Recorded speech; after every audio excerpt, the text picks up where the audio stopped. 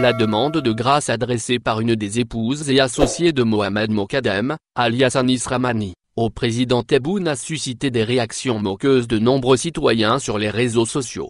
S'attendant vraisemblablement à un tel déluge de railleries, la direction du journal An-Nahar a bloqué les commentaires sur son site pour éviter que la supplique, qui semble avoir été rédigée par l'avocat vedette de la boîte qui risque lui-même d'être poursuivi en justice, selon des indiscrétions, soit annihilée par les interventions d'un grand nombre de victimes de cet outil de propagande aux pratiques contraires à l'éthique et à la déontologie. L'outrecuidance a été poussée par le couple Mokadem jusqu'à demander à celui qu'ils ont malmené 2 fois sans retenue de faire preuve de clémence envers le directeur d'une chaîne de télévision qui n'a épargné personne, commente un citoyen, tandis qu'un autre estime qu'une telle requête démontre le déphasage total entre ces nouveaux parvenus et la réalité. En effet, commente un autre, comment peut-on admettre qu'Haripou qui a profité des largesses du système puisse demander toute honte vu qu'il continue de jouir de privilèges en suppliant Abdelmadjid Tebboune de se pencher sur son cas alors qu'il a tout fait pour enfoncer sans vergogne ceux qui l'ont précédé en prison pour les mêmes chefs d'accusation?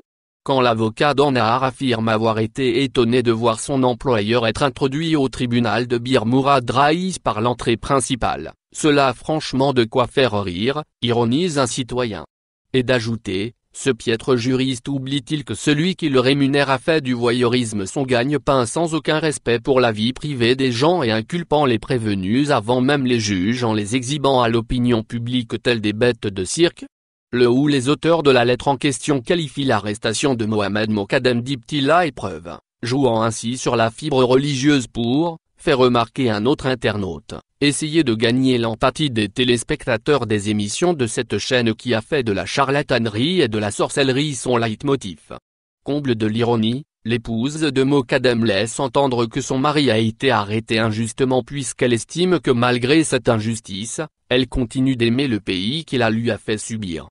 Décidément, le cynisme et l'indécence n'ont plus de limite, s'exclame-t-il, sidéré.